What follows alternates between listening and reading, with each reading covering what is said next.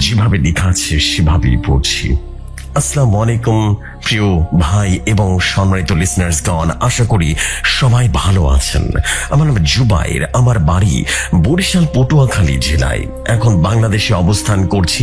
আজ আমি আপনাদের জন্য নিয়ে এসেছি আমারই সব থেকে কাছের বন্ধুর জীবনে ঘটে যাওয়া একটা মর্মান্তিক ঘটনা, কালো জাদুর নির্মম পরিণতির ঘটনা। আপনারা বুঝতে পারবেন কালো জাদুর ভয়াবহতা সম্পর্কে। ঘটনাটি আমি শুনেছিলাম, চোখের পানি ধরে রাখতে পারেনি। আপনাদের হয়তো মনে আছে 781তম পর্বে এবং 765তম এপিসোডে প্রচার হওয়া ঘটনার লেখক ছিল জাবির, আমার সব থেকে কাছের এবং সব থেকে বিশ্বস্ত বন্ধু, যাকে আমি চোখ বন্ধ করে বিশ্বাস করি। কথায় আছে, বিপদে প্রকৃত বন্ধুর পরিচয় পাওয়া যায়। আমি পেয়েছি সে বন্ধুর বিপদের পরিচয়, কিন্তু যখন আমার পালা আসলো তখন স্বার্থপরের মতো আমি ওর থেকে অনেক দূরে চলে আসি। এর জন্য আমি নিজেকে কোনোদিন ক্ষমা করতে পারবো না। জাবির এবং আমি একসাথে কম্বোডিয়াতে এসেছিলাম। 1 বছর পরে জাবির এবং ফ্যামিলি কিছু সমস্যার কারণে বাংলাদেশে চলে যায়। এরপর পরবর্তী 1 বছর ওর সাথে আমার কোনো দিনই যোগাযোগ হয়নি। আমিও কম্বোডিয়া থেকে মালয়েশিয়া হয়ে কুয়েতে চলে আসি। 1 বছর পর যখন আমি বাংলাদেশে আসি তখন আমি সর্বপ্রথম আমার সেই কাছের বন্ধু জাবিরের খোঁজে বেরিয়ে পড়ি। আর তখন আমার জীবনে আসে এক মর্মান্তিক ঘটনা, যেটা শুনে আমি নিজের চোখের পানি ধরে রাখতে পারিনি। আমি সম্পূর্ণ ঘটনা জাবিরের ভাষায় বলছেন জাবির, জুবাইর, তুই তো জানিস মায়ের ভালোবাসার কাছে দুনিয়ার সকল কিছুই কিন্তু তুচ্ছ। মা মানে সন্তানের জন্য জান্নাত, মা মানে সন্তানের দুনিয়া। কিন্তু যে মা 10 মাস 10 দিন তার সন্তানকে পেটে ধারণ করে এই দুনিয়াতে নিয়ে এসেছে, বছরের পর বছর লালন পালন করে বড় করে তুলেছে, কিভাবে সেই সন্তানের জীবন শেষ নিজে ধ্বংস করতে পারে? তখন আমি জবাব দিলাম, কোনো মা তার সন্তানের খারাপ কেন চাইবে? কোনো দিন তো চাইবে না। তখন জাবির বলল, তাহলে আমার সাথে কি করলো এটা? তখন আমি বললাম, দেখ ভাই, আমি এখনো কিছু জানি না, তুই আমাকে কিছু বল, কি হয়েছে এই বছরে। তখন জাবির বলল, তুই তো আমার একমাত্র বন্ধু, তোকে তো বলতেই পারি, ভরসা করে বলছি, কাউকে কিছু বলতে পারবি না। তখন আমি বললাম, সমস্যা নেই। এরপর জাবির 1 বছর তার সাথে ঘটে যাওয়া ঘটনাগুলো বলতে শুরু করলো। বলছেন জাবির, এই ঘটনার সূত্রপাত হয় 2021 সালে, যখন আমরা 10ম শ্রেণীর ছাত্র ছিলাম। আমার স্ত্রী অস্ট্রেলিয়ার কথা তো তোর মনে আছে, তাই না? তখন আমি বললাম, হ্যাঁ, অস্ট্রেলিয়ার কথা তো মনে আছে। তখন জাবির বলল, ও কিন্তু আমার সাথে সাধারণভাবে সম্পর্কে জড়ায়নি, আমাকে বাধ্য করেছিলাম আমার সাথে সম্পর্ক করতে। তখন আমি বললাম, ঠিক বুঝলাম না, তুই কি বলছিস বলতো? তখন জাবির বলল, শোন তাহলে, আলিয়া যখন আমাদের স্কুলে প্রথম আসে, আর যখন আমি আলিয়াকে প্রথম দেখি তখন আমি ওকে অনেক পছন্দ করে ফেলেছিলাম। এরপর ওর সাথে বন্ধুত্ব করলাম। আমাদের বন্ধুত্বটা একটা পর্যায়ে ভালোবাসায় পরিণত হয়। খুব স্বাচ্ছন্দ্যে আমাদের দিন কাটতে লাগলো। খুব ভালোবাসতাম আমি ওকে, এতটাই ভালোবাসতাম আমি যে ওর জন্য যে কোনো কিছু করতে পারতাম। আমি ভেঙে পড়ি সেদিন, যেদিন আমি নিজের চোখে আলিয়াকে অন্য এক ছেলের সাথে দেখি, কিন্তু আমি বুঝতে পারিনি যে ছেলেটি আসলে কে ছিল। আমি মনে মনে তখনই ঠিক করে নিই আলিয়াকে আমার লাগবেই, ওকে আমার জীবন সঙ্গী করব। তখন জাবিরকে আমি উদ্দেশ্য করে বলি, তোর কি ইন্দ্রনাথ তান্ত্রিকের কথা মনে আছে? তখন আমি বললাম, হ্যাঁ, ইন্দ্রনাথের কথা তো আমার খুব ভালো করে মনে আছে, খুবই জঘন্য এবং খারাপ মানুষ। তখন জাবির বলল, আমি মনে মনে ঠিক করি আলিয়াকে সারা জীবনের জন্য আমার বসে করে নিয়ে আসবো, আর কখনো ওকে ছেড়ে যেতে দিব না। এরপরে আমি ইন্দ্রনাথ তান্ত্রিকের কাছে গিয়ে আমি আমার ইচ্ছার কথা জানালাম। তখন সে আমাকে বলল, জাবির, তুই যে ইচ্ছার কথা বলেছিস সেটা আমি পূরণ করবো, তোকে ইচ্ছা পূরণ করে আমাকে খুশি করতে হবে। যেহেতু আমি এই জাদুটনার ব্যাপারে আগে থেকে অনেক কিছুই জানতাম, তাই আমি সবকিছু ভেবে চিনতে একেবারে ইয়েস করে দিলাম। তাকে জিজ্ঞেস করি, আপনাকে খুশি করার জন্য আমাকে কি করতে হবে? তখন সে আমাকে খুব মোটা অঙ্কের একটা টাকা দাবি করলো। তখন আমি তাকে বলে বসি, আমি আপনার কাছে আবারও আসবো, তবে একটু সময় প্রয়োজন আমার। আমি আগে আপনার টাকা জোগাড় করব, তারপর কাজের জন্য আসবো। এই বলে আমি সেখান থেকে চলে আসি। এরপরে আমার মাথায় ঘুরতে থাকে আমি কিভাবে টাকা পাবো এত। বেশ কিছুদিনের মধ্যেই আমি তান্ত্রিকের কথা মতো যে টাকাটা ছিল সেটা জোগাড় করে তার কাছে চলে যাই। টাকাটা পেয়ে সে বলল, আমাকে যখন খুশি করেছিস তাহলে ধরে নে তোর অর্ধেক কাজ হয়ে গেছে। তুই আমাকে সেই মেয়ের ব্যবহার করা একটা জামা, হাতের নখ এবং মাথার কিছু চুল এনে দিবি। এরপর তোকে আরো দুটো কাজ করতে হবে, সেটা আমি তোকে পরে বলে দেব। আপাতত যা যা যা বললাম সেগুলো নিয়ে আয়। এরপরে আমি আলিয়াকে ভুলিয়ে ভালিয়ে তার একটা ওড়না এবং তার নৌ জোগাড় করে ফেলি। চুল জোগাড় করতে বেশি সময় লাগেনি আমার। 4 দিন পরে আমি তান্ত্রিকের কাছে গিয়ে সেগুলো দিয়ে আসি। তখন তান্ত্রিক আমাকে বলে, পরবর্তী অমাবস্যার রাতে আমার কাছে আসবি, সেদিন তোর কাজ সম্পূর্ণ হবে। এরপর আমি পরবর্তী অমাবস্যার জন্য অপেক্ষা করতে থাকি। অমাবস্যার দিন রাতে আমি তান্ত্রিকের কাছে গেলে সে আমাকে বলে, নতুন দাফন হওয়া একটা কবর থেকে আমাকে কিছু মাটি নিয়ে আসতে হবে। তান্ত্রিক আমাকে একটা ঠিকানা দিয়ে বলে সেখানে গতকালকে একটা লাশ দাফন করা হয়েছে, সেখান থেকে যেন আমি মাটি নিয়ে আসি। এরপর তান্ত্রিকের কথা মতো মাটি নিয়ে আসার পরে তান্ত্রিক আমাকে তার ঘরের বাইরে বসিয়ে রাখে। প্রায় ঘন্টাখানেক পরে সে ঘরের ভেতর থেকে বেরিয়ে আসে। তার হাতে ছিল একটা লাল পটলি। সেই পটলিটা আমার হাতে দিয়ে বলে, এই পটলিটি তুই সেই কবরের ভেতরে থাকা লাশের মুখের ভেতরে ঢুকিয়ে দিয়ে এসব আর আসার সময় কবরটি আবারও ঠিক আগের মতো করে দিয়ে ঠিক করে দিয়ে আসবে, ঠিক আছে? কেউ যাতে না বুঝতে পারে ওই কবরটি পুনরায় ভাঙা হয়েছিল। তখন তান্ত্রিকের কথা মতো সে কাজ করার জন্য চলে যায়।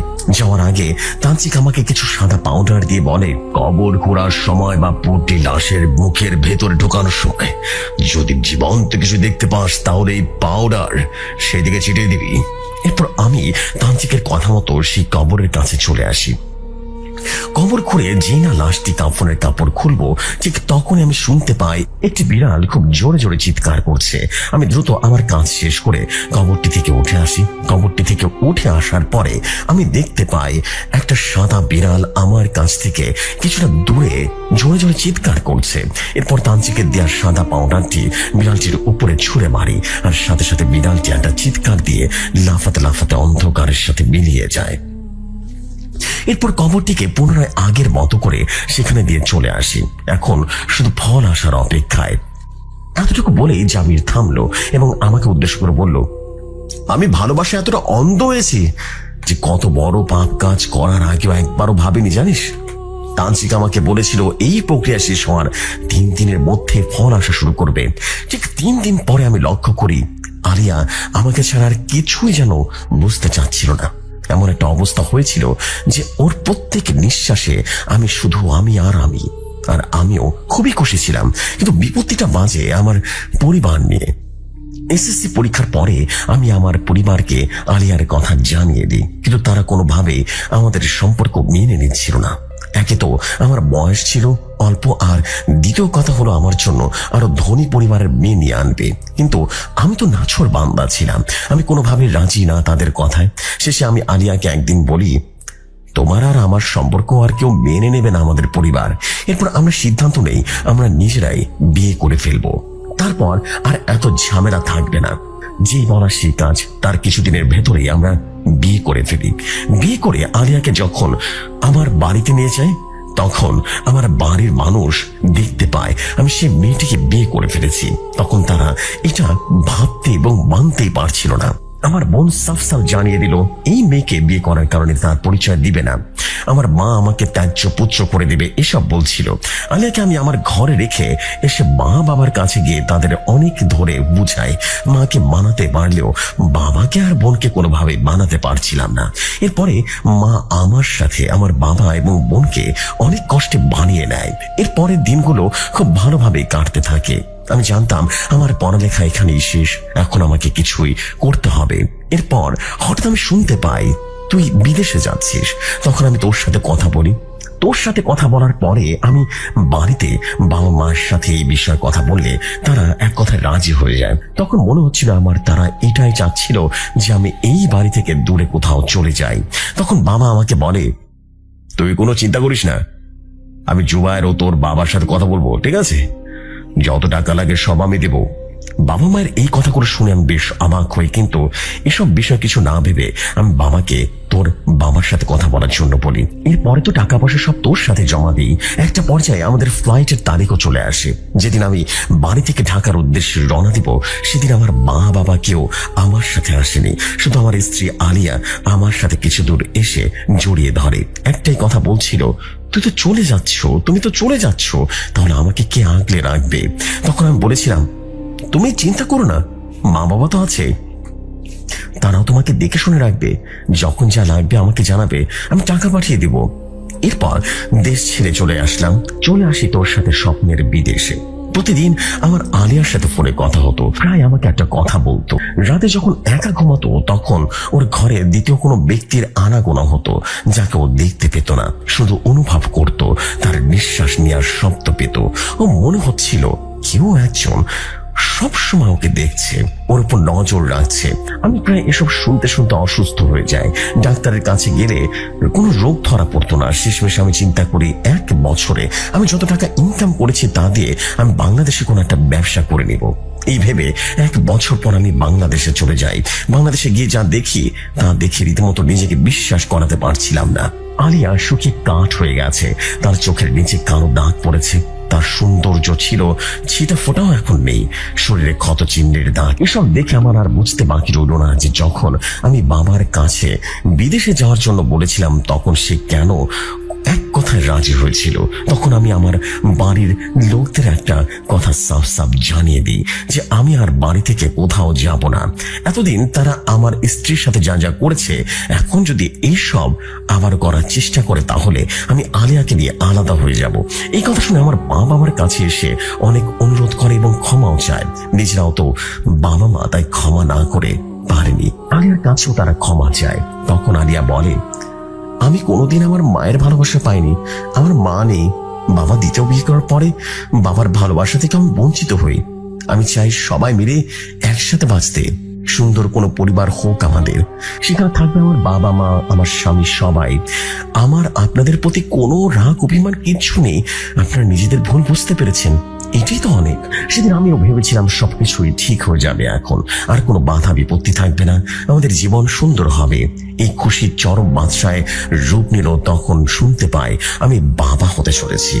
আনন্দের বন্যা বয়ে যায় আমার ভেতরে। আমি আনন্দে আত্মহারা হয়ে আলিয়াকে জড়িয়ে ধরি। আমাদের জীবনটাকে সুন্দর করতে নতুন মেহমান আসছে, এখন থেকে সাবধানে থাকবে তুমি, যাতে নতুন মেহমানের কোনো কষ্ট না হয়। আমি এখন বাজারে যাচ্ছি, মিষ্টি নিয়ে আজকে পুরো বাড়ির মানুষকে খাওয়াবো। এরপরে আমি বাজার থেকে মিষ্টি নিয়ে এসে সর্বপ্রথম আমি আমার বাবা মায়ের কাছে গিয়ে তাদেরকে সেই খবরটা দিই, কিন্তু তখন আমার মনে হলো তারা একটুকু খুশি হয়নি। তখন আমার মা বলল, তুই তো দেশে ছিলি না, বাচ্চা যে তোর, তার গ্যারান্টি কি? এই কথা শুনে আমি যেন আকাশ থেকে পড়ি। তখন আমি মাকে উদ্দেশ্য করে বলি, আরেকবার যদি এরকম কথা উচ্চারণ করো না, তাহলে দেখবা আমি জাবির কতটা নিচে নামতে পারি। মা, সাবধান করে দিচ্ছি তোমাদের। এই কথা বলে আমি তাদের কাছ থেকে চলে আসি। বাবা মা হওয়ার আনন্দ পা যেন মাটিতেই পড়ছিল না। আমি আমাদের গ্রামের বাজারে একটা বড়সড় মুদির দোকান দিই। দোকানে বেচা কেনা, ব্যস্ততা, বাবা হওয়ার আনন্দ, অনেকটাই স্বাচ্ছন্দ্যে আমার দিন কাটছিল। একদিন আলিয়া আমাকে বলে, জানো জাবির, বেশ কিছুদিন ধরে আমি খুব অসুস্থ অনুভব করছি।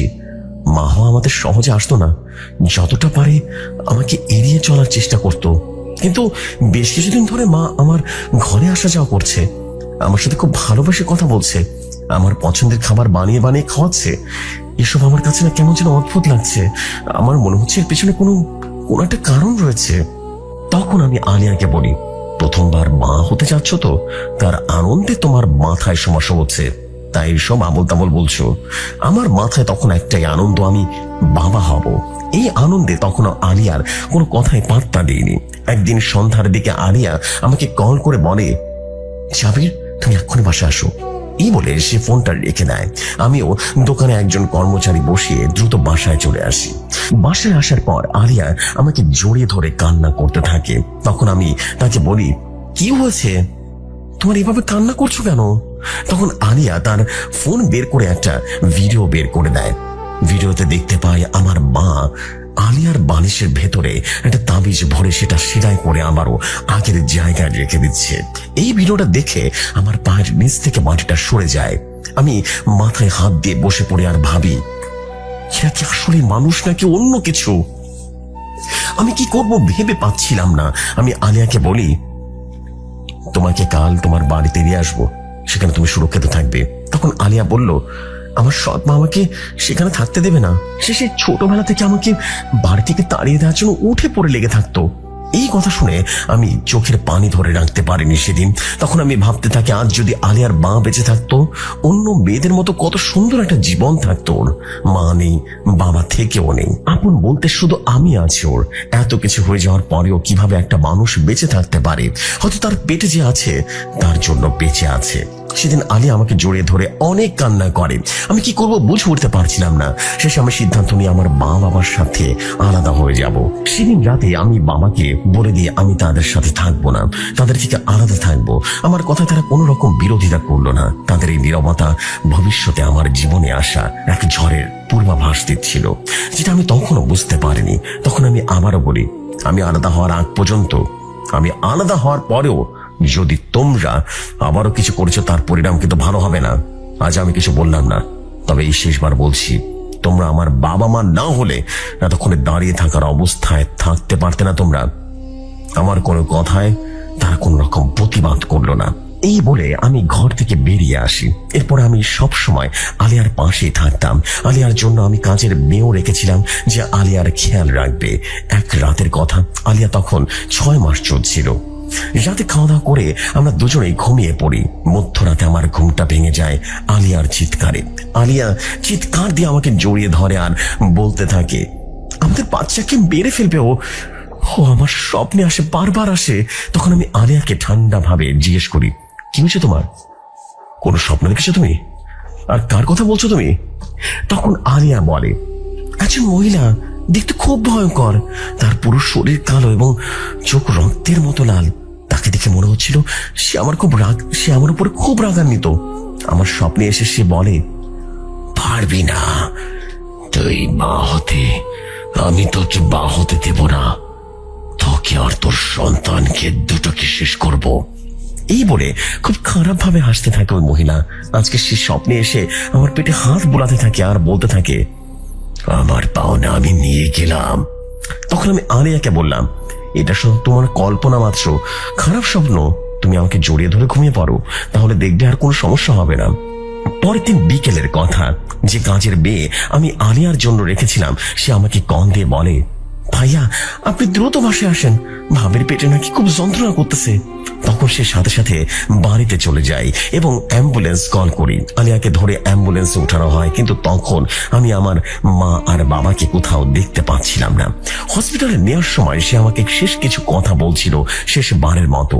আলিয়া বলেছিল, আমি তো তোমার বাবা মায়ের কোনো ক্ষতি করিনি, তাদের সাথে কোনো অন্যায় করিনি। নিজের বাবা মা মনে করেছিলাম আমি তাদেরকে, কিন্তু তারা আমার সাথে যেটা করলো তার জন্য আমি আল্লাহর কাছে বিচার দিলাম। তাদের বিচার আল্লাহ তারা নিজ হাতে করবেন। আমি তো বাঁচতে চেয়েছিলাম, আমার সন্তানকে নিয়ে, তোমাকে নিয়ে সুন্দর সংসার কাটাতে চেয়েছিলাম। এটা কি কোনো দোষের? আমি মারা যাব তাতে আমার কোনো দুঃখ নেই, কিন্তু আমার বাচ্চাটা কি দোষ করেছিল? সে তো দুনিয়াতে আসলোই না।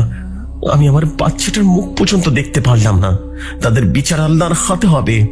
এই কথা বলতে বলতে আলিয়ার দেহ যেন নিস্তেজ হয়ে গেল।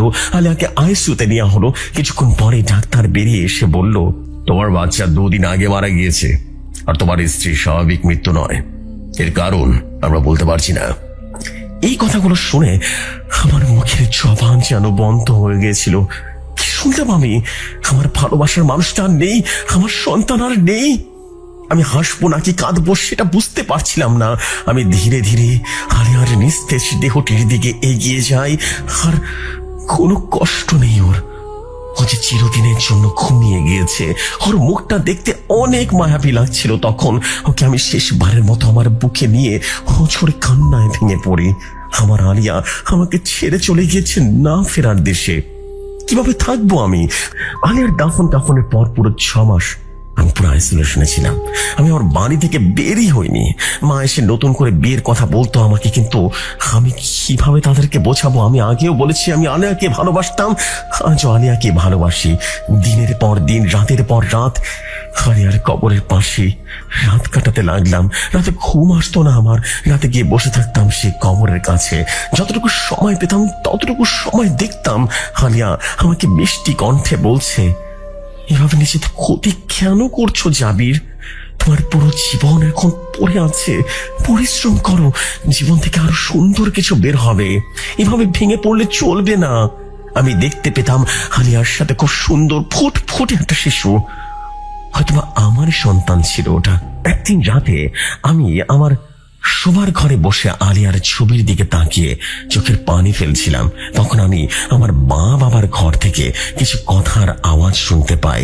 এরপর আমি আলিয়ার ছবিটা রেখে তাদের ঘরের দরজার পাশে চুপ করে দাঁড়িয়ে তাদের কথা শুনতে থাকি। মা বাবার সাথে কথা বলছিল। ভেবেছিলাম সৈয়দ কবিরাজের কথা মতো চললে আমাদের পথের কাঁটাটা দূর হয়ে যাবে, আর আমরা আমাদের ছেলেকে নতুন কোনো ভালো জায়গায় বিয়ে দিতে পারবো। আর হলো কই, শুধু এখনো বইয়ের মৃত্যুর শোক কাটিয়ে উঠতে পারেনি। তখন আমার বাবা বলল, আরে আরে একটু অপেক্ষা করো, বয়স তোর বেশি নয়, এসব বলতে একটু সময় রাখবি, ধীরে ধীরে সব ঠিক হয়ে যাবে। এই কথাগুলো শুনে আমার মাথার ভেতরে রক্তক্ষরণ হওয়া শুরু করলো। আমি কি করব আর কি করব না সেটা ভেবে পাচ্ছিলাম না। তখন আমার মনে পড়ে যায় অ্যাম্বুলেন্সে বসে আলিয়া তার মৃত্যুর জন্য আমার বাবা মাকে দায়ী করেছিল। এরপর আমি বাড়ি থেকে বের হয়ে সৈয়দ কবিরাজের বাড়ির উদ্দেশ্যে রওনা দিয়ে দিই। আমার জানা মতে এই সৈয়দ কবিরাজ অল্প সামান্য কবিরাজি জানতো, কিন্তু এভাবে মরণ ঘাতী কালো জাদু করতে পারে এইটা বিশ্বাস ছিল না। আমি তার কাছে গিয়ে একটা দা হাতে নিয়ে গলায় ধরে আমার বাবা মা এবং আলিয়ার ব্যাপারে জিজ্ঞেস করি। প্রথমে সে স্বীকার না করলেও আমি তাকে অনেক মারধর করার পরে সে বলতে শুরু করে। সে বলছিল অনেকটা এইভাবে, শোনো শোনো শোনো, 1.5 বছর আগে তুমি যখন ওই বিদেশে গিয়েছিলে না, তখন তোর মা বাবা দুজন আমার কাছে এসেছিল। আমার কাছে এসে তোর মা বলতে থাকে, আমি আমার ছেলের বউকে বাড়ি বাড়ি ছাড়া করতে চাই। তুমি এমন কিছু করে দেখাও যাতে ও নিজের থেকে আমাদের বাড়ি থেকে চলে যায়। এখন জাবির বাড়িতে নেই, তাই তোমার এই কাজটা করতে বেশি সময় হবে না। এরপর আমি আলিয়ার ব্যবহৃত কাপড়ের টুকরো এবং অন্যান্য সামগ্রী দিয়ে এসে আলিয়ার চিন চালান করি, কিন্তু সেটি তাকে মেরে ফেলার জন্য নয়, শুধু ভয় দেখাবার জন্য। কিন্তু তাতেও যখন কোন কাজ হচ্ছিল না, এর মধ্যে তো তুই বিদেশ থেকেও চলে আসিস। তখন তোর বাবা মা আমার কাছে এসে বলে, আলিয়ার পেটে নাকি তার তোর সন্তান রয়েছে। আমি তোর বউ এবং তোর সন্তান দুজনের উপরে রীতিমতো মরণবান মারি। তোর বাবা আমাকে অনেক টাকা লোভ দিয়ে গেছিল বললি, আমি টাকার লোভে পরে কালী জিনের কাছে কথা বলে বাচ্চাকে উৎসর্গ করে দিই। তখন আমি সৈয়দ কবিরাজকে বলি, এইটা আপনি কি করলেন চাচা? আপনার টাকার প্রয়োজন ছিল, আপনি আমার কাছে বলতেন, যত টাকা লাগে আমি দিতাম, কিন্তু আমার স্ত্রী আমার সন্তানকে কেন মানলেন আপনি? আমার চোখে তখন পানি রাত দুটোই রীতিমতো একসাথে চলছিল। এবার আমি রাগান্বিত কণ্ঠে সৈয়দ কবিরাজের হাত ধরে বলি, এই হাত দিয়ে তুই আমার স্ত্রী আর সন্তানের উপর কালো জাদু করেছিলি না? আজ থেকে কালো জাদু করার জন্য তোর কোনো হাতই থাকবে না। এই বলে আমি সৈয়দ কবিরাজের হাতের উপর অনবরত দা দিয়ে কোপাতে থাকি। কোপাতে কোপাতে দুটো হাত আমি আলাদা করে ফেলি এবং এরপর বাড়িতে চলে আসি।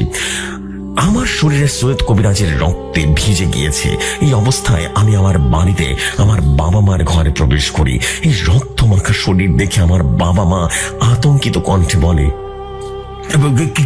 কি রে বাবা, তোর শরীরে তোর রক্ত কেন? তোর হাতে দাগ কেন? কি করেছিস সত্যি করে বল। তখন আমি তাদেরকে এক বুক ভরা কষ্ট নিয়ে বলি, তোমাদেরকে সাহায্য করেছিল আমার স্ত্রী আমার সন্তানকে মেরে ফেলতে, তার 2 হাত আমি কেটে ফেলেছি। তোমাদেরকে আমি সেদিনই বলেছিলাম, যদি আমি আমার স্ত্রী থেকে আলাদা হওয়ার সময় কিছু করে, তাহলে তোমরা ভাবতেও পারবে না আমি কতটা নিচে নামতে পারি। সৈয়দ কবিরাজ তো শুধুমাত্র হাত কেটেছি, আর এখন আমি তোমাদের দুজনের গলা কাটবো। তখন আমি আমার চোখের পানি ধরে রাখতে পারছিলাম না, কান্না করতে করতে বলি, কি দোষ করেছিলাম, কি দোষ করেছিলাম আমি, কি দোষ করেছিলাম? আমার স্ত্রী আমার সন্তান তোমাদের চাহিদা মতো সম্পত্তি দিতে পারিনি, এটাই অপরাধ ছিল আমার আলিয়ার। তোমাদের যদি এতই সম্পত্তি লাগে তাহলে আমাকে বলতে, আমি তোমাদের চাহিদা মতো সব দিতাম। কেন আমার সুন্দর জীবনটাকে ধ্বংস করে দিলে? কি দোষ করেছিলাম আমি? উত্তর দাও আমাকে। এই কথা বলে আমি আমার হাতের দাঁটা নিয়ে আমার বাবার উপরে ঝাঁপিয়ে পড়ি। এরপর একের পর এক আঘাত করতে থাকি তার বুকের ওপরে। যত রাত ছিল সব আমি সেদিন আমার বাবার উপরে ঝেড়েছিলাম। রক্তের পর রক্ত, পুরো রক্তে রান হয়ে গেল সেদিন। যখন আমি মায়ের উপরে ঝাঁপিয়ে পড়বো ঠিক তখনই গ্রামের লোকজন এসে আমাকে জড়িয়ে ধরে, আমাকে ধরে ফেলে। মাকে সেদিন খুন করতে পারিনি, আমি পারিনি। তবে যদি কোনোদিন এখান থেকে বের হতে পারি তাহলে তাকে আমি জীবতে রাখবো না, কোনোভাবে না। আরো কিছু বলতে চেয়েছিল জাবির, কিন্তু ঠিক তখনই একজন লোক আমার কাছে এসে বলল, আপনার ওর সাথে দেখা করার সময় শেষ হয়ে গেছে, কারণ আপনাকে চলে যেতে হবে। আসসালামু আলাইকুম ভাই এবং সম্মানিত লিসনার্স। ঘটনাটি সঠিকভাবে গুছিয়ে লিখতে পেরেছি কিনা জানি না, বানানে কোনো ভুল ত্রুটি হলে ক্ষমার সুন্দর দৃষ্টিতে দেখবেন। এই ঘটনাটি একদম রিয়েল একটা স্টোরির উপরে বেস করে লেখা। এই ঘটনাটি আমার ভিতরে অনেক গভীর ক্ষত তৈরি করেছে। আমি এখন বুঝতে পারি কালো জাদুর ভয়ঙ্কর পরিণতি কতটা ভয়াবহ হতে পারে। আজ আমি আমার সব থেকে কাছের বন্ধুটিকে হারিয়ে ফেলেছি। ঘটনাটি শোনার পর আমি আর আমার চোখের পানি ধরে রাখতে পারিনি। ঘটনাটির শেষ অংশ ছোট করে এখানে বলে দিচ্ছি। সেদিন জাবির ওর বাবাকে হত্যা করার পরে পুলিশ ওকে গ্রেফতার করে। এর কিছুদিন পরে অনেক বেশি অসুস্থ হয়ে যায়, যার ফলে ডাক্তাররা ওকে মানসিক রোগী বলে আখ্যায়িত করে। এরপরে ওকে একটা মানসিক হসপিটালে ভর্তি করা হয়, এখনো সেখানেই আছে। যেহেতু এই ঘটনাটি ও কাউকে বলতে নিষেধ করেছে, তাই আমি এই ঘটনার মধ্যে থাকা অনেক জিনিস রীতিমতো হাইড করেছি। কিন্তু আমি জানি আমার বন্ধু কোনো মানসিক রোগী নয়, তবে কালো জাদুর ফলে নিজের জীবনের সবকিছু হারিয়েছে। আজ সে নিঃস্ব। আমি জানি না সামনে ওর জন্য কতটা ভয়াবহ কিছু অপেক্ষা করছে, তবে যেখানে থাকুক ও ভালো থাকুক। আপনারা ওর জন্য দোয়া করবেন। লিসনার্সদের কাছে একটাই অনুরোধ, যদি কেউ এই কালো জাদুর আশ্রয় নিয়ে থাকেন তাহলে অনুরোধ করছি এমনটা কখনো চিন্তাও করবেন না। কালো জাদু ক্ষণিকের জন্য শান্তি দিলেও শান্তির বদলে জীবন থেকে মূল্যবান কিছু কেড়ে নেয়। অনেক কথা বলে ফেলেছি, আজকের মতো বিদায় জানাচ্ছি। কথা হবে পরবর্তী বৈদ্যনাথ কবিরাজের গল্পে। আসসালামু আলাইকুম সবাইকে, আমি জুবাইর বলছিলাম। ওয়ালাইকুম আসসালাম। ওয়ালাইকুম আসসালাম। জুবাইর ভাই, আপনার তো স্টোরি মাশাআল্লাহ। ওফ, আসলে কি বলবো, I don't have any idea.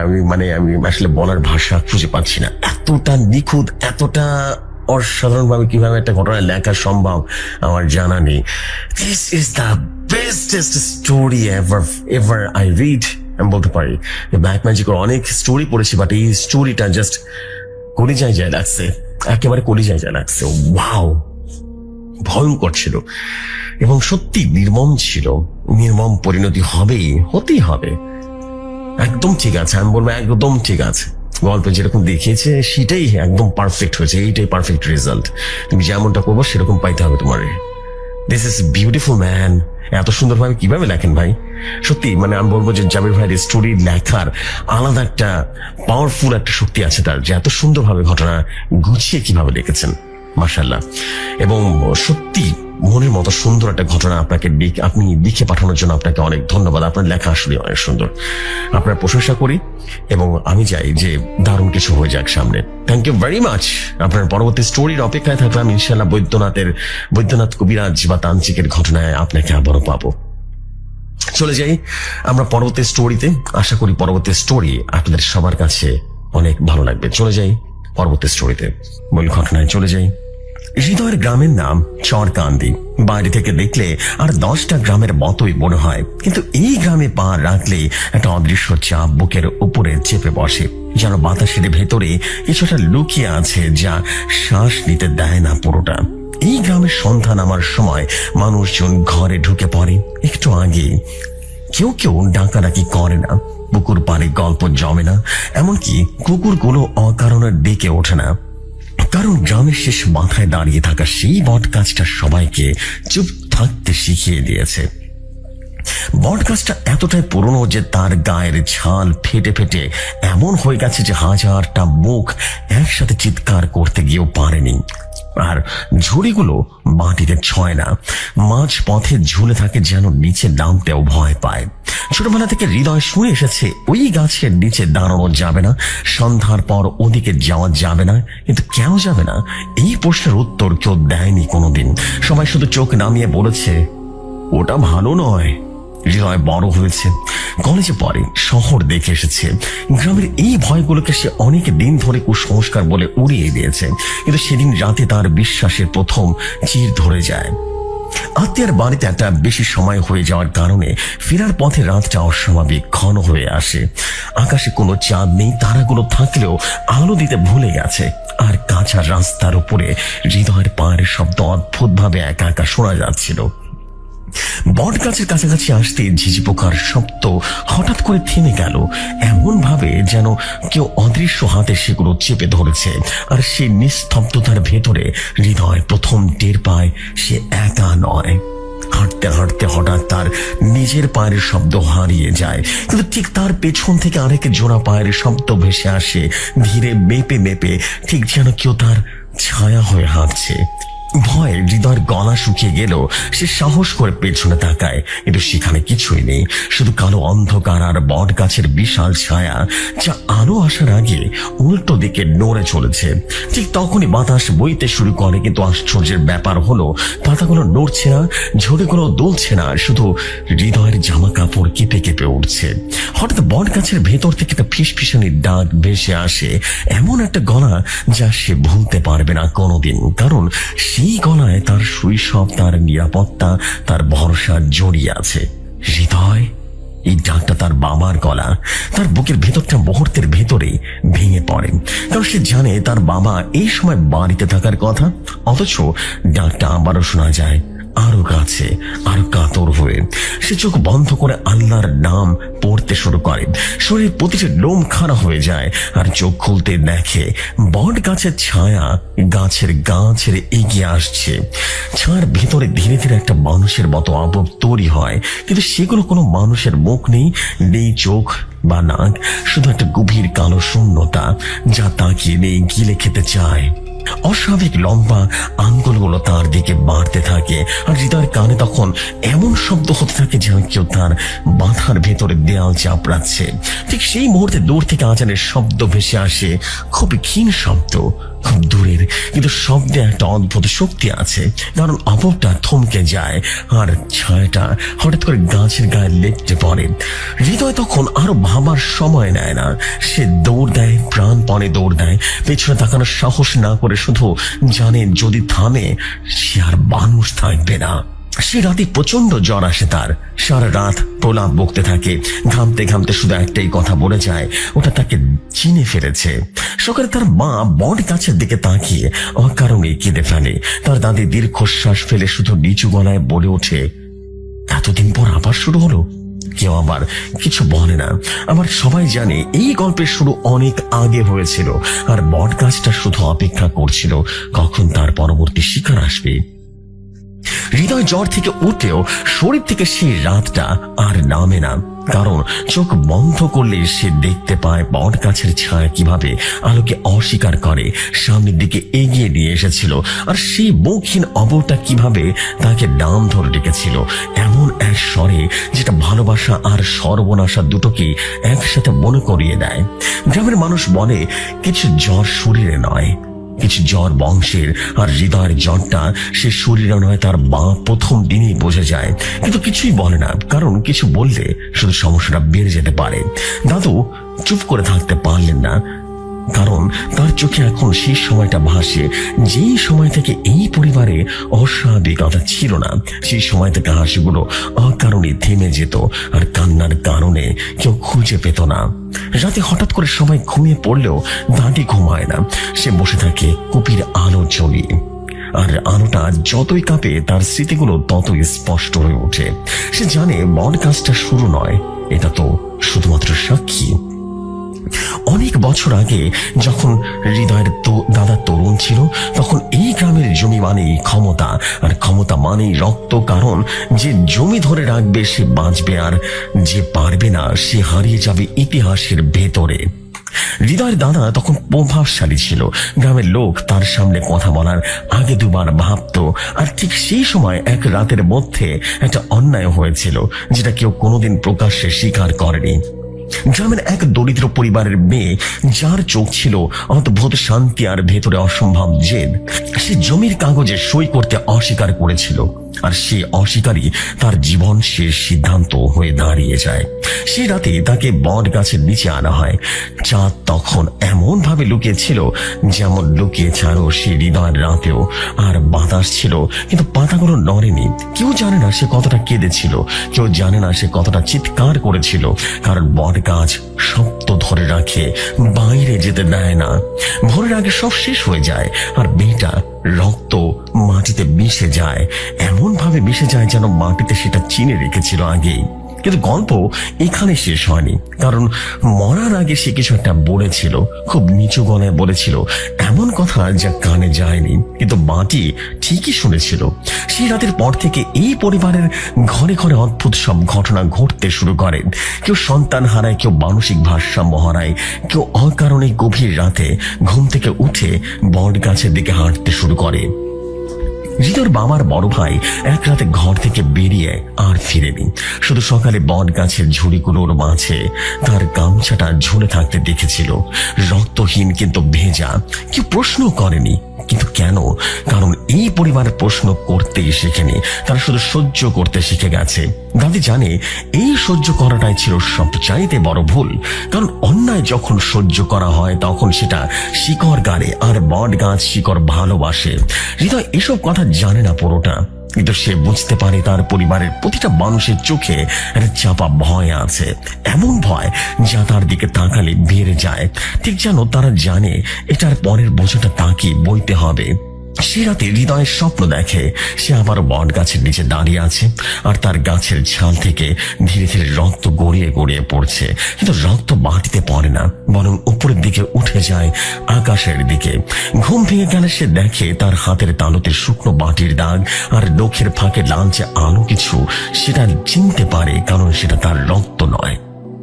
ভোরের আলো ফোটার আগে দাদি তাকে কাছে ডেকে নেয়, কাঁপা কাঁপা কণ্ঠে শুধু এতটুকুই বলে, এই বংশের পাপ রক্তে রেখা, আর বট গাছ পড়তে জানে।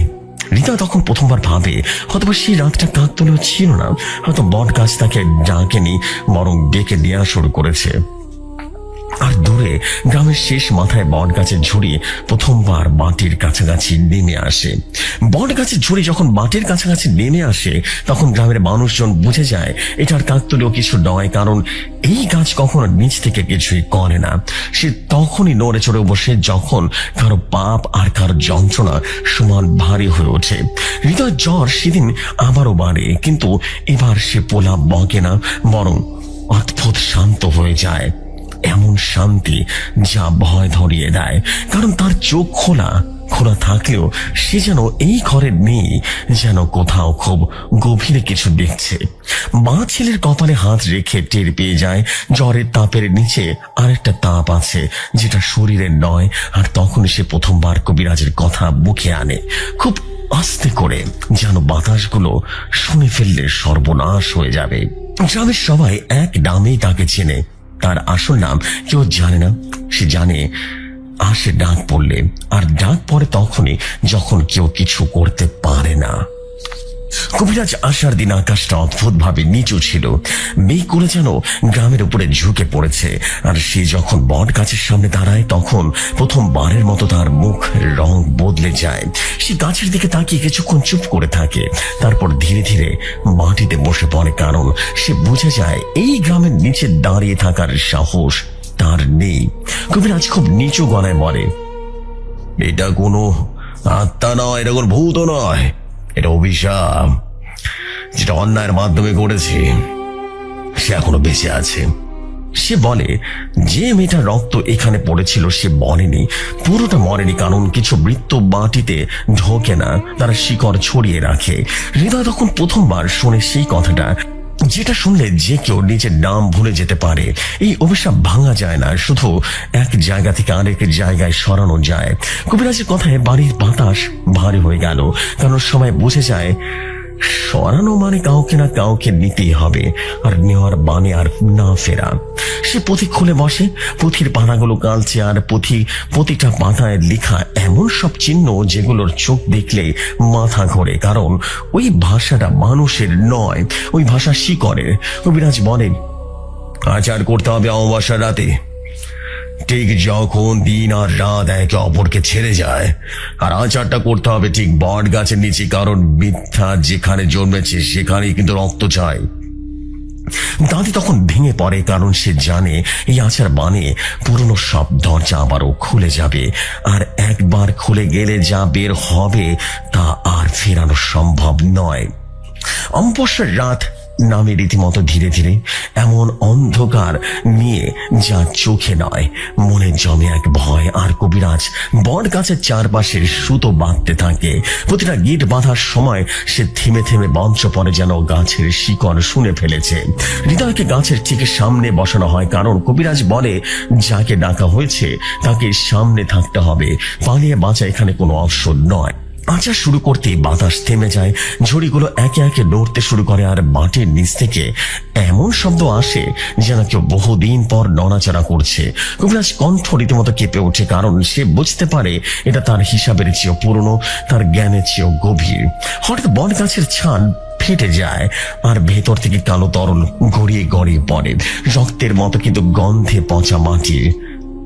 হৃদয় তখন আবারও সেই কণ্ঠ শোনে, কিন্তু এবার তার বাবার নয়, এবার দাদারটাও নয়। সে এমন এক নারীর কণ্ঠ শুনে যার কান্নায় অভিশাপ জন্ম নিয়েছিল। কবিরাজ চিৎকার করে বলে, চুপ করো।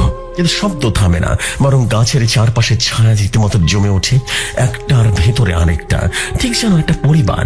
আচারের মাঝখানে কবিরাজ থেমে যায়, গ্রাম ঝরতে থাকে তার কপাল থেকে, আর সে শুধু একটাই কথা বলে, এটাকে আটকানো যাবে না, আর এটা শুধু দাম ঠিক করা যায়। হৃদয় তখন বুঝে যায় গল্পের শেষটা যেমন ভেবেছিল তেমনটা হবে না, কারণ কিছু গল্প শেষ হয় না। কবিরাজের মুখ থেকে যখন সেই কথাটা বেরিয়ে আসে, ঠিক তখনই বট গাছের নিচে দাঁড়িয়ে থাকা মানুষগুলো প্রথমবারের মতো বুঝতে পারে এবার ভয়াবহ অবস্থা শুরু হতে যাচ্ছে। রাত আরো গভীর হয়ে নামে, অমাবস্যার অন্ধকার যেন শুধু আলো কেড়ে নিতে চায় না, মানুষের ভেতরের সাহসটুকু ধীরে ধীরে খেয়ে ফেলে। আর বট গাছের ঝুড়িগুলো তখন আর ঝুড়ি থাকে না, সেগুলো অন্য কিছু হয়ে যায়। কবিরাজ বলে, এই অভিশাপ একজনের নয়, পুরো বংশের, আর বংশের পাপ কখনো একজনের মৃত্যুতে শেষ হয় না, যদি না সেই মৃত্যু স্বেচ্ছায় দেওয়া হয়, যদি না কেউ নিজের পরিচয়, নিজের ভবিষ্যৎ, নিজের সব সম্ভাবনা বিসর্জন করে না দেয়। এই কথা শোনার পর বাড়ির ভেতরে এক দীর্ঘ নীরবতা নেমে আসে, এমন নীরবতা যেখানে কেউ কারো চোখের দিকে তাকাতে পারছিল না, কারণ তাকালে বোঝা যাবে প্রত্যেকের মনে মনে হিসাব করছে এই দামে কতটা দিতে রাজি আছে। রিতার বাবা প্রথমবারের মতো মুখ খুলে বলে, এই পাপ তার বাবার, তার দাঁড়ার সময়ের, তাই এই বোঝা সে বইবে। কিন্তু কবিরাজ মাথা নেড়ে জানিয়ে দেয় যে অন্যায় জন্ম দিয়েছে সে প্রায়শ্চিত্ত হয় দুর্বলতার মাধ্যমে, আর তাই এই বংশের সবচেয়ে নিষ্পাপটাকে আগে ডাকা হয়। এই কথার পর সবার অনিচ্ছাকৃত সত্ত্বেও হৃদয়ের দিকে সবার চোখ পড়ে, আর সেই দৃষ্টির ভেতরে কোনো দয়া নেই, আছে শুধু স্বস্তি আর অপরাধ বোধের মিশ্রণ। কারণ মানুষ যত ভালো হোক, নিজের সন্তানের চেয়ে বংশের বাঁচাতে পারলে নিজেকে ক্ষমা করে নিতে পারে। হৃদয় তখন অদ্ভুত শান্তি অনুভব করে, কারণ তার ভেতরে কোথাও যেন সে আগেই জানতো এই গল্পটা তার মাধ্যমে শেষ হবে। কবিরাজ বলে, আর তো দিতে হবে না, কারণ এটা দেবতার অভিশাপ নয়, এটা মানুষের অন্যায়ের ফল, আর মানুষের অন্যায় মানুষই বহন করে চলে প্রজন্মের পর প্রজন্ম। যতক্ষণ না কেউ নিজের জীবনটা এই বংশের নামে করে নাম থেকে আলাদা করে দেয়। এই আচার শেষ করতে হলে হৃদয়কে গ্রাম ছাড়তে হবে, নিজের নাম বদলে দিতে হবে, এই বংশের সব স্মৃতি ত্যাগ করতে হবে। আর সবচেয়ে ভয়ঙ্কর বিষয়, কেউ আর কোনোদিন স্বীকার করবে না সে কখনো এই পরিবারের অংশ ছিল। দাদা রীতিমতো কান্নায় ভেঙে পড়ে, কারণ সে বুঝে যায় এটা মৃত্যু নয়, মৃত্যুর থেকেও ভয়ঙ্কর। কারণ মৃত্যু হলে মানুষ কাঁদে, কিন্তু বিস্মৃত হলে কেউ কাঁদে না। হৃদয়ের মা ছেলের কপালে হাত রাখে। সে হাত কাঁপে, কারণ সে বুঝে যায় ছেলেকে বাঁচাতে হলে ছেলেকে হারাতে হবে। আর এই সত্যটা কোনো মা সহজে মেনে নিতে পারে না। বট গাছ তখন হঠাৎ বিকট শব্দ করে ওঠে, ছাল ফেটে ফেটে যায়, আর গাছের ভেতর থেকে এমন এক গর্জন শোনা যায় যেন বহুদিনের জমে থাকা ক্ষুধা আর অপেক্ষা একসাথে জেগে উঠেছে। কবিরাজ বলে ওঠে, শেষ সময়, কারণ অভিশাপ ধৈর্য রাখে না, সে শুধু সুযোগ খোঁজে। হৃদয় যদি এখনই সিদ্ধান্ত না হয় তাহলে কিন্তু বিপদ হয়ে যাবে। হৃদয় তখন ধীরে ধীরে উঠে দাঁড়ায়, বট গাছের দিকে তাকিয়ে প্রথমবারের মতো ভয় পায় না, কারণ সে বুঝে গেছে ভয় তাকে খাচ্ছে না, খাচ্ছে অভিশাপ। সে বলে, যদি আমার চলে যাওয়াতে এরা বাঁচে তাহলে আমি যাব, কিন্তু যদি এই অভিশাপ সত্যি শেষ না হয় তাহলে আমি আবারও ফিরে আসবো না মানুষ হয়ে। কবিরাজ তার চোখের দিকে তাকিয়ে অনেকক্ষণ থাকে, তারপর নিচু গলায় বলে, কিছু চলে যাও কখনো শেষ হয় না, তারা শুধু অপেক্ষা করে। আচারের শেষ ধাপে বট গাছের গোড়ায় হৃদয়ের রক্তের ফোটায় ফোটায় পড়ে, আর মাটির ভেতর থেকে শিকড় নড়ে ওঠে এমন ভাবে যেন তারা কাউকে চিনে নিচ্ছে। হঠাৎ ঝুড়িগুলো উপরে উঠে যায়, বাতাসে ফিরে আসে, পাখিরা কোথাও ডাক দেওয়া শুরু করে, আর গ্রামের উপর থেকে সে চাপা বহারটা সরে যায়।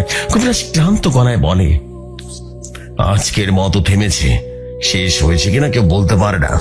হৃদয় সেই রাতে গ্রাম ছেড়ে দেয়, কোনো বিদায় ছাড়াই, কোনো প্রতিশ্রুতি ছাড়াই। শুধু জানে সে চলে গেছে ঠিকই, কিন্তু তার ছায়া যায়নি।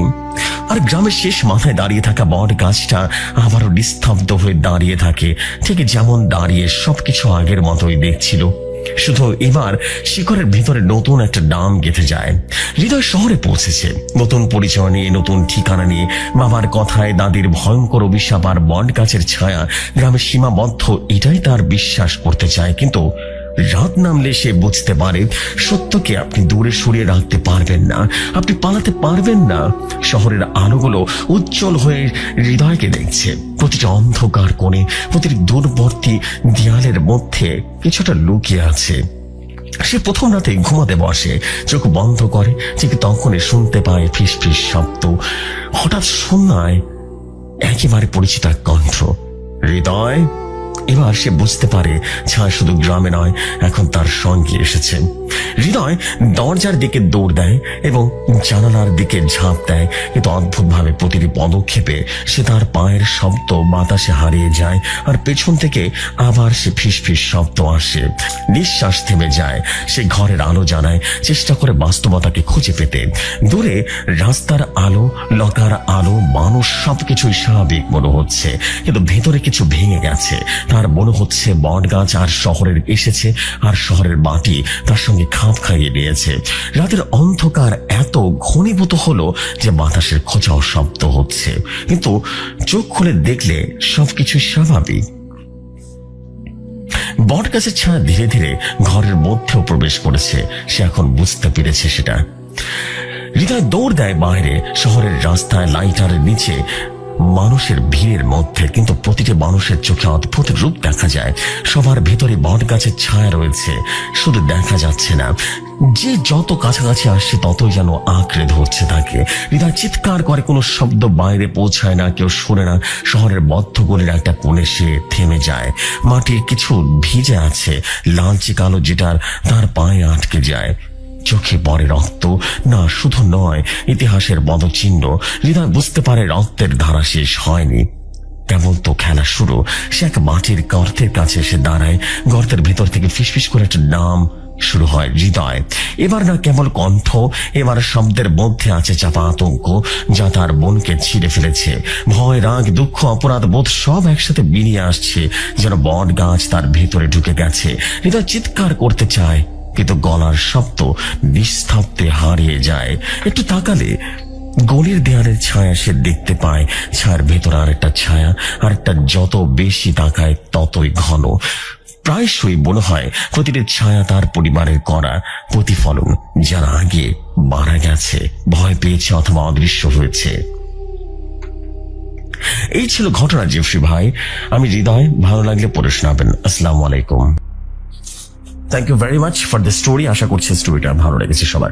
এনিওয়েজ, আমি আর দেরি করবো না, চলে যাচ্ছি আমাদের লাস্ট স্টোরিতে। আশা করছি লাস্ট স্টোরি আপনার কাছে ভালো লাগবে। চলে যাই ঘটনায়। আসসালামু আলাইকুম প্রিয় যশোর ভাই, আশা করি আল্লাহর রহমতে আপনি ভালো আছেন। আমি মঞ্জুর ইসলাম, জেলা গাইবান্ধা, থানা সারাথা, গ্রাম পদুম শহর, ফকিরপাড়া, বর্তমানে সিলেটের একটি সরকারি প্রতিষ্ঠানে কর্মরত আছি। যশোর ভাই, আমার লেখায় ভুল ছোট হলে ক্ষমা সুন্দর দৃষ্টিতে দেখবেন। আজ যে ঘটনাটি লিখতে যাচ্ছি তা আমার মামা হাসিন আলী কবিরাজের কাছ থেকে শোনা। বলছেন হাসিন আলী কবিরাজ, ভাগ্নে, আর যে ঘটনা বলবো তা আমার দেখা মর্মান্তিক এক ঘটনা, যা আজও আমি বলতে পারি না। চরের নাম হলদিয়া চর। যমুনার মাঝখানে বিস্তৃত এই চর ছিল 200 পরিবার নিয়ে গড়া। গ্রামের মানুষের জীবন ছিল সাধারণ কিন্তু শান্তিপূর্ণ।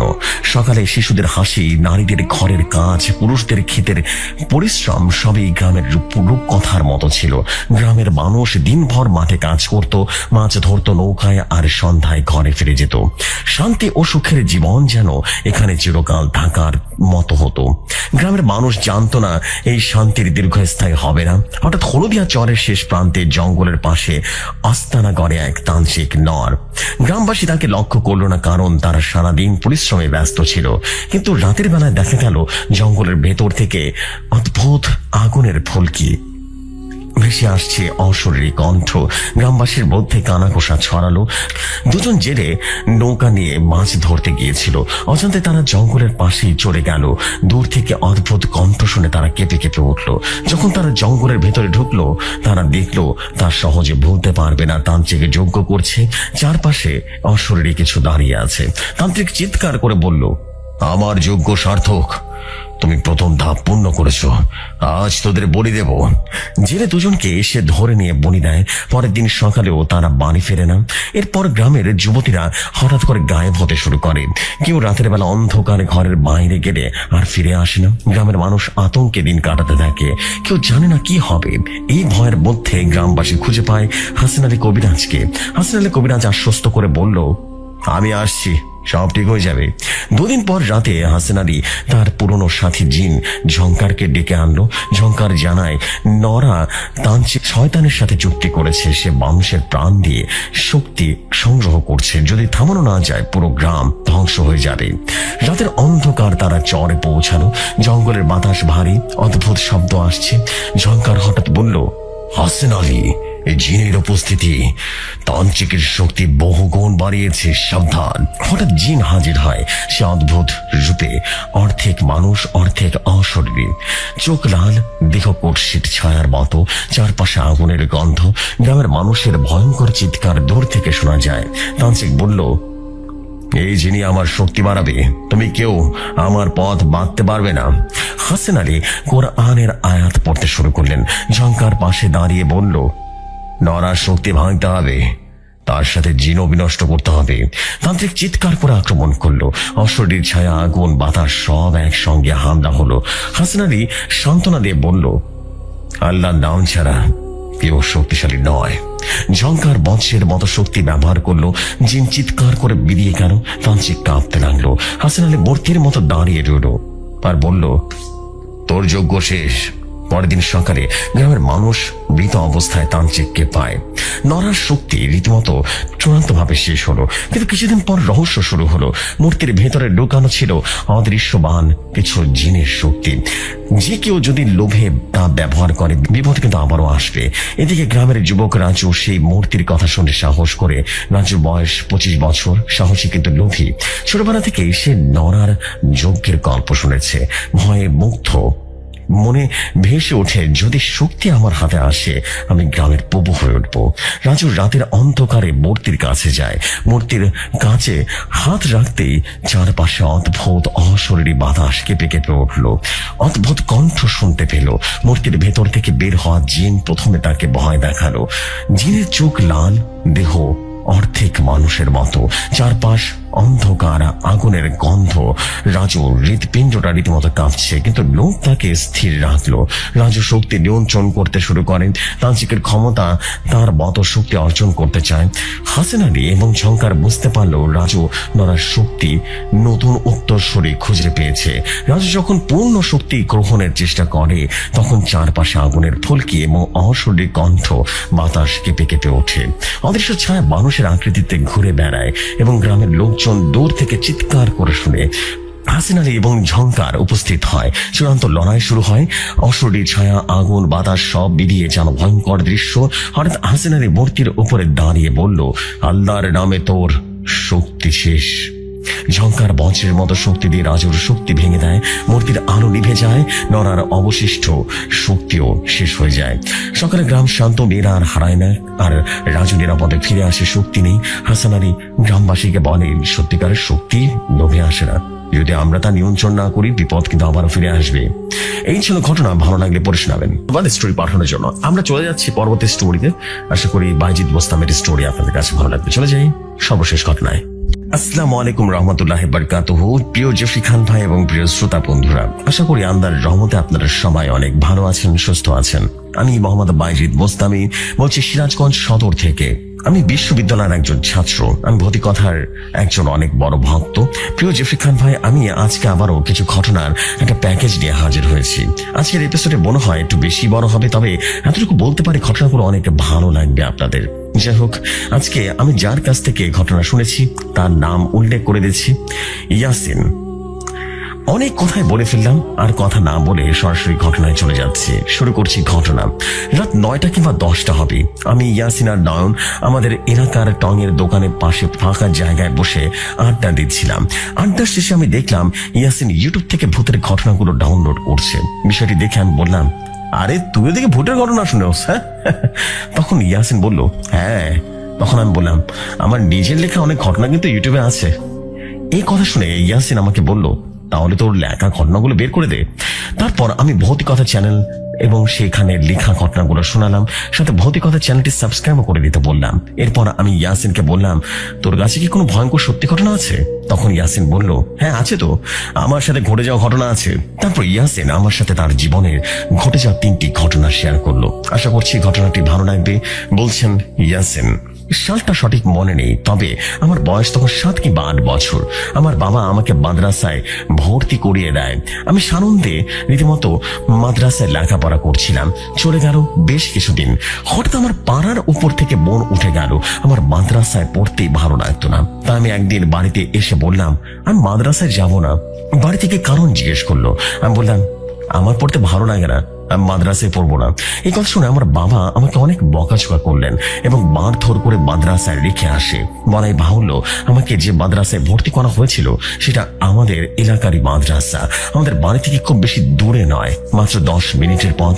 তো আমি মাদ্রাসায় পড়বো না, কারণ আমি মাদ্রাসা থেকে অনেকবার পালিয়েছি, কিন্তু আমার বাবা আমাকে খুঁজে বের করে অনেক জোর করে দিয়ে আসতো। এইভাবে আমি আর পারছিলাম না। তাই আমি ঠিক করি এবার মাদ্রাসা থেকে পালিয়ে এমন জায়গায় যাব যাতে করে আমার পরিবারের কেউ যেন আমাকে খুঁজে না পায়। তো আমি শেষবারের মতো মাদ্রাসা থেকে পালাই। বলা বাহুল্য, আমাদের এলাকায় 2টো বিল ছিল।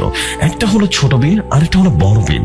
এলাকার সবাই বিল দুটোকে ছোট বিল বলেই ডাকতো। আমাদের এলাকা থেকে আমরা যেদিকে যাই না কেন, ছোট বিলটা পড়বেই 3 থেকে 4 মিনিট হেঁটে গেলে বড় বিল পড়ে। আর ওই ছোট বিলের পাশেই ফসলি জমিতে পানি সেচ দেওয়া মেশিন ঘর। অনেক জায়গায় টিপ বলে, অনেক জায়গায় স্যালো মেশিনও বলে, আবার অনেক জায়গায় সেচ মেশিনও বলে। সকলে বোঝার সুবিধার্থে আমি আমার জানা সব কথাই বললাম। এই নামগুলো বাইরে যদি কোনো নাম থাকে তাহলে জানাবেন। যাই হোক, এখানে আমি সেচ মেশিন নামে সম্বোধন করব। আর সেই সেচ মেশিনের ঘর ছিল পুরোটাই ওয়াল করা। তো যাই হোক, আমি মাদ্রাসা থেকে পালিয়ে সে সেচ মেশিনের ঘরে চলে যাই। এবং আসলে আমি মাদ্রাসা থেকে পালিয়েছিলাম দুপুরের দিকে, তাই কোনো ভয় ছিল না। আর তখন গরমকাল ছিল, কিন্তু সেদিন রোদের তাপমাত্রা কিছুটা কম ছিল, কারণ আকাশ মেঘে ঢেকে গেছিল। তো আমি সেচ মেশিন ঘরের কাছে গিয়ে দেখতে পাই সে মেশিন ঘরের ছাদের ওঠার ব্যবস্থা সেখানেই করা আছে। তাই আমি কোনো চিন্তা না করে মেশিন ঘরের ছাদে উঠে পড়ি। সেই ছাদে ভালোই বাতাস লাগছিল শরীরে। সেই সেচ মেশিনের ঘরে থাকতে সন্ধ্যা হয়ে যায়। ধীরে ধীরে সন্ধ্যা পেরিয়ে এশার নামাজের আজান দিয়ে দেয় এবং সেচ মেশিনের ঘরের সামনে দিয়ে অনেকগুলো ফসলি জমির পর দিয়ে পার্শ্ববর্তী গ্রাম আছে। আমি সামনের দিকে ঘুরে বসেছিলাম। যাই হোক, ডান দিকে কিছুটা হেঁটে গেলে বড় বিল, পেছন দিকে ছোট বিল এবং তারপর শুধু ফসলি জমি, আর বাম দিকে হলো আমাদের এলাকায় যাওয়ার রাস্তা। সেচ মেশিন ঘর থেকে কিছুটা দূরে আমাদের এলাকায় যাওয়ার রাস্তা, পাশ দিয়ে কিছু ঘর বাড়িও আছে, কিন্তু আমার আশেপাশে কিছুই নেই। ঝিঝি পোকার ডাকাডাকি করছে। তো এশার আজানের বেশ কিছু সময় পরে হঠাৎ ঝিঝি পোকার ডাক বন্ধ হয়ে গেল। পরিবেশটা কেমন যেন ভারী হয়ে উঠলো। হঠাৎ করে আমার ভয় লাগা শুরু করলো। ঠিক তখনই আমার মুখে একটা দমকা বাতাস এসে লাগলো। আমার চোখ দুটো বন্ধ হয়ে গেল। পরক্ষণে আমি চোখ খুলে সামনের দিকে তাকিয়ে যা দেখতে পাই তা দেখবার জন্য আমি কোনোভাবেই প্রস্তুত ছিলাম না। আমি দেখতে পেলাম আমার সামনের দিক থেকে একটা ভয়ঙ্কর অবয়ব হেঁটে আসছে। তার দু হাতে ছিল দুটো আগুনের গোলা। সে আগুনের আলোয় সে অবয়বটার চারপাশে স্পষ্ট দেখা যাচ্ছে। আমি দেখতে পেলাম তার কোনো মাথা নেই, মাথার জায়গা একদম ফাঁকা, আর পরনের সাদা আলখাল্লা। সে আমার দিকে হাঁটার ভঙ্গিতে আসছে, কিন্তু তার পা মাটিতে স্পর্শ করছে না। এইটা দেখে আমার হাত পা জমে গেল। আমি ছোট ছিলাম, কিন্তু তখন আমার মাথা এটা ছিল, এখানে আমাকে পালাতে হবে, না হলে আমার মৃত্যু সুনিশ্চিত। তখন আমি কোন রকম সেচ মেশিন ঘরের ছাদ থেকে নেমে বাড়ির দিকে দৌড় দিলাম, কিন্তু আমার মনে হচ্ছিল আমার পিছনে ভয়ঙ্কর কোনো ঝড় আসছে। তখন আমি খুব জোরে জোরে চিৎকার দিই এবং চিৎকার দিয়ে যেই না পিছনে তাকিয়েছি, তখনই কোনো কিছুর সাথে হোঁচট খেয়ে বুক থুবড়ে মাটিতে পড়ে যায়। এদিকে গ্রাম অঞ্চলের মানুষ হওয়ার কারণে সবাই প্রায় ঘুমিয়ে পড়েছিল, কিন্তু আমার চিৎকার শুনে আশেপাশের বাড়ির মানুষজন বেরিয়ে আসে। এসে দেখেন মাটিতে পড়ে আছি। তারপর সেই লোকজন আমাকে টেনে তোলে এবং আমাকে সেই লোকজন ভেতরে নিয়ে আসে এবং মধ্যবয়স্ক একজন লোক জিজ্ঞেস করে, তোমার নাম কি? কোথা থেকে এসেছো? তোমার বাড়ি কোথায়? আর তুমি এখানেই বা কিভাবে মাটিতে পড়ে আছো? তখন আমি তাদের সাথে আমার প্রথম থেকে শেষ পর্যন্ত সমস্ত ঘটনা খুলে বলি। আমার কথা শুনে সেই লোকটি আমাকে বলল, এই রে, তোমার সাহস দেখে আমরা অবাক হচ্ছি। এই জায়গা তো ভূতুরে, আর এই জন্য আমরা সন্ধ্যার পর বিশেষ দরকার ছাড়া বাইরে বের হই না। আর তুমি এতটুকু ছেড়ে এইখানে রাতের বেলা একা একা বসে আছো? তারপর সেখানে থাকা কিছু লোক বলল, চলো তোমাকে বাড়িতে দিয়ে আসি। তারপর তারা আমাকে নিয়ে বাড়ির দিকে রওনা হয়। ওইদিকে আমি দুপুরে আর সন্ধ্যায় বাড়িতে না খাওয়ার কারণে বাবা মাদ্রাসায় আমার খোঁজ করতে যায়। গিয়ে হুজুরের কাছ থেকে শুনে দুপুর থেকে নাকি মাদ্রাসায় নেই। এটা শুনে তো আমার বাবা আমাকে পাগলের মতো খোঁজাখুঁজি করে। আত্মীয় স্বজনের বাড়িতে চলে যায় এবং সেখানে জানিয়ে দেয়। সবাই আমাকে পাগলের মতো খুঁজতে থাকে, কিন্তু কোথাও খুঁজে পায় না। এদিকে আমার বাড়ির সবাই অনেক খোঁজাখুঁজি করার কারণে পেয়ে যায় মাত্র বাড়িতে এসেছে। আবার এখনই বের হয়ে সবাই মাইকিং করার জন্য। তখনই সে লোকগুলো সহ আমি বাড়িতে ঢুকি। আমার সাথে থাকা লোকজনের মধ্য থেকে একজন আমার বাবাকে বোঝালো আমার না পড়ার বিষয়টা। আমার সাথে এটাও বললো যে একটু আগে আমার সাথে কি ভয়ঙ্কর ঘটনা ঘটেছে। সবকিছু শোনার পর আমার পরিবার আমাকে আর কিছুই বলেনি। এরপর সে লোকজন চলে যায়। আমার পরিবারের সবকিছু বুঝতে পারে। তারপর আমার বাবা মা আমাকে গোসল করিয়ে খাওয়া দাওয়া করায় আর গ্রামের রীতিনীতি অনুযায়ী ঝাড়ফুঁক করে দেয়। তার আর আমার তেমন কোনো সমস্যা নেই। আর আমি বিলের দিকে যাইনি। আমি পড়ালেখা বাদ দিয়ে দিই। তারপর শুরু হয় আমার কর্মজীবন। চলেছে অনেকগুলো বছর। ধীরে ধীরে আমি বড় হয়ে যাই। এই কয়েক বছরে আমার সাথে কোনো রকমের কোনো প্যারানর্মাল ঘটনাই ঘটেনি। যাই হোক, ছোটবেলার বন্ধু হলো এই নয়ন। প্রিয় জেফরি খান ভাই এবং শ্রোতা বন্ধুরা, ইয়াসিনের ঘটনা সহ আমি নয়ন আমার সাথে বসেছিল। এটা হলো নয়নের জবানবন্দি। নয়ন আমাকে বলছিল অনেকটা এইভাবে। তো নয়ন একবার বাসায় চাকরি করতে যায়। অনেক দিন চাকরি করে, চাকরি ছেড়ে একেবারে বাড়িতে আসছিল নয়ন। তো নয়ন আমাদের বাজারে এসে আমাকে কল করে, তুই মেইন রোডে আয়, আমি বাজারে আসছি। আসলে আমাদের বাড়ি থেকে এলাকার রাস্তা মেইন রোডে যেতে মাত্র 10 মিনিট লাগবে। তো আমি বের হই, আর তখন রাত 12টার মতো বাজে। গ্রাম অঞ্চলে রাতে 12টা মানে কিন্তু অনেক রাত, এটা সবাই জানে। যাই হোক, আমি বাড়ি থেকে বের হয়ে কিছুটা পথ হাঁটার পর আমি স্পষ্ট শুনতে পেলাম আমার পেছন থেকে কেউ যেন হেঁটে আসছে। আমি অবাক হলাম, আবারও স্বস্তিও পেলাম। আর আমি পেছনে তাকালাম, কিন্তু আমি কাউকে দেখলাম না। অনেকটা অবাক হলাম, কিছুটা ভয়ও পেলাম। তাই একটু হাঁটার স্পিড বাড়িয়ে দিই। আবার একটু হেঁটে যেই না সামনে গিয়েছি, আবারও শুনতে পেলাম আমার পেছন থেকে কেউ একজন আগের মতো করে খুব দ্রুত হেঁটে আসছে। আমি আবারও পেছনে তাকালাম, কিন্তু কিছুই দেখতে পেলাম না। তারপর আমি আবারও হাঁটার স্পিড আগের থেকে আরো বাড়িয়ে দিলাম। ঠিক তখন আমি শুনতে পেলাম আমার পেছন থেকে মনে হচ্ছে কেউ ঝড়ের বেগে ছুটে আসছে। এটা শুনে আমি আর পেছনে তাকানোর সাহস পেলাম না। দিলাম একটা দৌড় এবং এক দৌড়ে বাড়ির মেইন গেটের সামনে চলে আসি। গিয়ে দেখি নয়ন আমার জন্য রাস্তায় দাঁড়িয়ে আছে। আমি নয়নকে কিছু বললাম না, ওর সাথে দুটো ব্যাগ ছিল। যেহেতু আমার বাড়ি আর নয়নের বাড়ি পাশাপাশি ছিল, তাই আমরা যে যার মতো নিজেদের বাড়িতে চলে যাই। পরে নয়নকে আমি ঘটনাটা খুলে বললাম। এরপরে কেটে যায় বেশ কিছুটা দিন। আমার সাথে তেমন কোনো ঘটনা ঘটেনি। একটা সময় আমার বিয়ে হয়ে যায়। বিয়ের পর দিন মোটামুটি ভালোই চলছিল আমার। চলে গেল আরো 1.5 থেকে 2 মাসের মতো। তো একদিন আমার বাবা মা আমার নানু বাড়িতে চলে যায়। গিয়ে আমাকে কল দিয়ে বলল সেদিন আর বাড়িতে ফিরতে পারবে না। আমিও বললাম আচ্ছা ঠিক আছে। বাড়িতে শুধু আমি আর আমার স্ত্রী। যেহেতু গ্রাম অঞ্চলে মানুষ আমরা, তাই রাতে তাড়াতাড়ি খেয়ে দিয়ে শুয়ে পড়ি। রাত আনুমানিক 10টা কিংবা 11টা হবে। আমরা জেগেছিলাম। ঘরের বাইরে মানে বাড়ির ভেতরে লাইট জ্বলছে। আমাদের ঘরগুলো টিনের ঘর। তো হঠাৎ আমার চোখ গেল টিনের নিচের দিয়ে, রীতিমতো ঘরের বাইরে। আমি দেখলাম একটা কালো ছায়া বাড়ির ভেতরে ঘোরাঘুরি করছে। দেখে কিছুটা বোঝা যাচ্ছে ছায়াটা কোন মানুষের অভাব। আমি তখন অনেকটা অবাক হলাম। আমাদের বাড়ির চারপাশে দিয়ে যাচ্ছে ছায়াটা, এমন ভাবে ঘোরাঘুরি করছে। আমি মেন গেটটা বন্ধ করে দিই, তাহলে আমরা সেই গেটটা না খোলা পর্যন্ত কেউ বাইরে ঢুকতে পারবে না। এর আরো একটা কারণ হলো আমাদের বাড়ির সবগুলো ঘর এবং বাড়ির চারপাশ হাফ ওয়াল। এদিকে নতুন বিয়ে করেছি, বাড়িতে কেউ নেই, যার কারণে আমি সারাদিন বাড়ি থেকে বের হইনি। সারাদিন আমাদের বাড়ির ভেতরে তেমন কাউকে আসতেও দেখিনি। আসলে এই ছায়াটা কার, কৌতূহল সামলাতে না পেরে দরজাটা ফাঁক দিয়ে বাইরে তাকালাম, কিন্তু কই বাইরে তো কেউ নেই। কাউকে দেখতে না পেয়ে যেই না বিছানায় গিয়ে শুয়েছি, ঠিক তখনই শুরু হলো পাশের রুম থেকে আওয়াজ।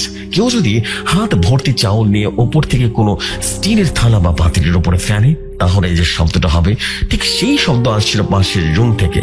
পরক্ষণে শুরু হলো ঘরের চালের উপর একটা আওয়াজ আসা। মনে হচ্ছিল কেউ ঘরের চালে হাঁটাহাঁটি করছে। খুব জোরালো আওয়াজ হচ্ছিল।